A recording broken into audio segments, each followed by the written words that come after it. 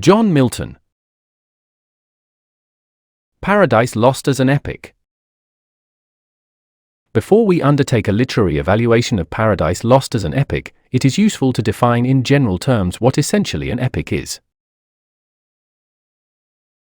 Various definitions of an epic have been advanced, but it is generally agreed that an epic is characterized by such features as sublimity of theme, anthropomorphous characters, grand style, greatness of action, seriousness of treatment, expression of high sentiments, digression in the main theme, invocation to the muse, and finally a moralistic conclusion.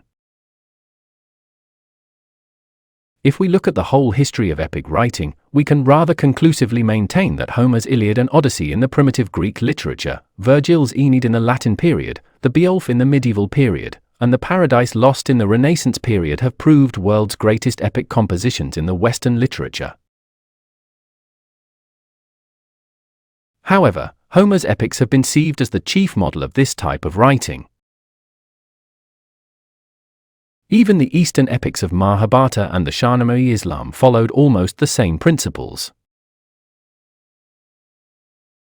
A distinction is also made between epics which are essentially natural, an outgrowth of traditional storytelling such as Homer's Iliad and Odyssey, and those which have been consciously conceived, such as Milton's Paradise Lost. What follows in the next paragraph, a critical appreciation of Paradise Lost as an epic considered from the time-honored names of this branch of literature.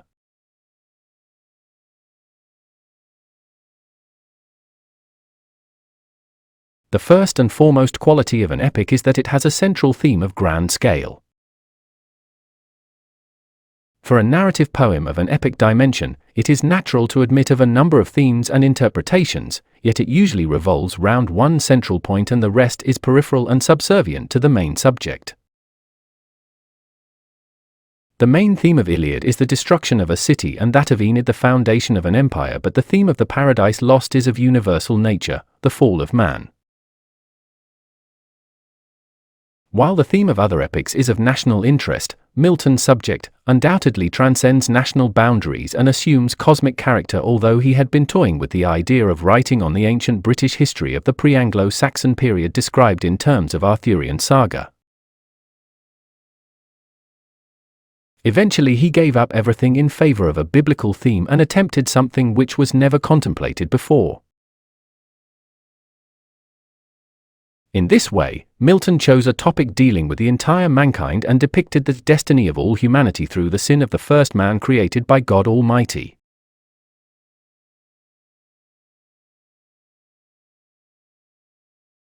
Another quality of an epic is that it follows an action based on the principles of unity, entirety, and greatness. The action of Paradise Lost has all the quality manifested through the central action of the fall of man. Every other episode is directly or indirectly linked to the main action. The compactness and the unity of the central action is not affected by the occasional digression of the poem. The entirety of action hinges on the fact that it has a beginning, a middle, and an end.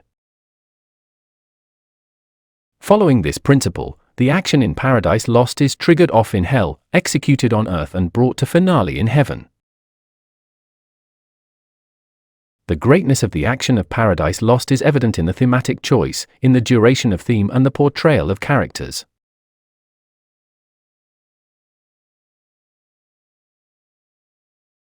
Another important feature of epic poetry is the inclusion of characters that transcend human dimensions.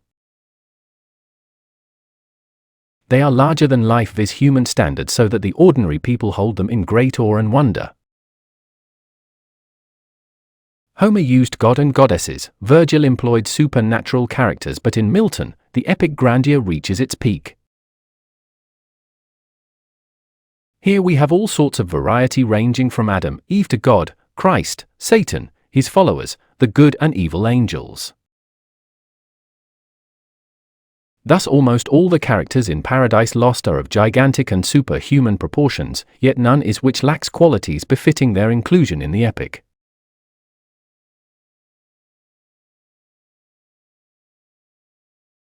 An epic is the most exalted and elevated form of writing.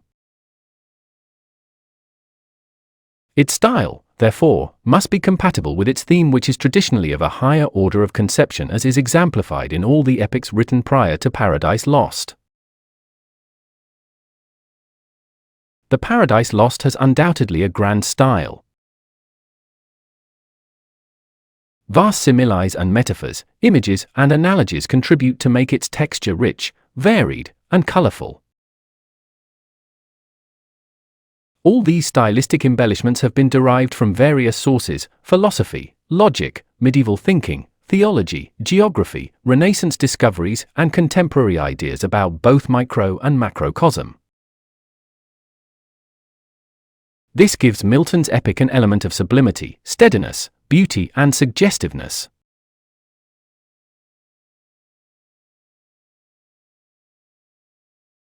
It is a kind of unwritten literacy code that poets invoke the help of some higher beings in the opening lines of the poem. In conformity with this convention, Milton invokes the help of heavenly muse in his great task. Similarly, an epic must have a hero with extraordinary qualities of head and heart. Adam, who is the hero of the Paradise Lost, has been endowed with heroic qualities of this kind. Although this is a bit contentious among the critics, yet Adam is definitely a figure, noble in reason, infinite in capabilities, admirable in action, sublime in character, and simultaneously with all the weaknesses characteristic of man. In epic, characters are usually of anthropomorphic dimensions. So are they in the Paradise Lost, in the shape of Satan, his followers, angels, and God Almighty himself. The characters must have a dignity as well as variety. Here we have human as well as superhuman characters. Adam and Eve are human characters, whereas God, Satan, the good and the evil angels are superhuman characters.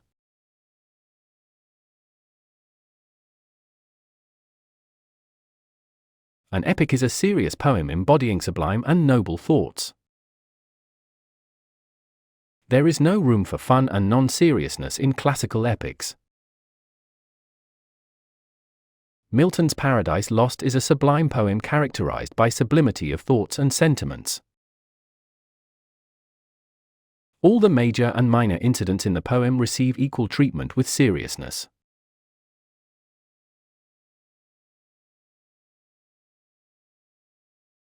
With regard to sentiments, Paradise Lost far outshines other classical epics in some respects. In Homer, thoughts and conduct of characters do not always conform to their personality. Thoughts in Milton are simply sublime and sentiments uniformly lofty.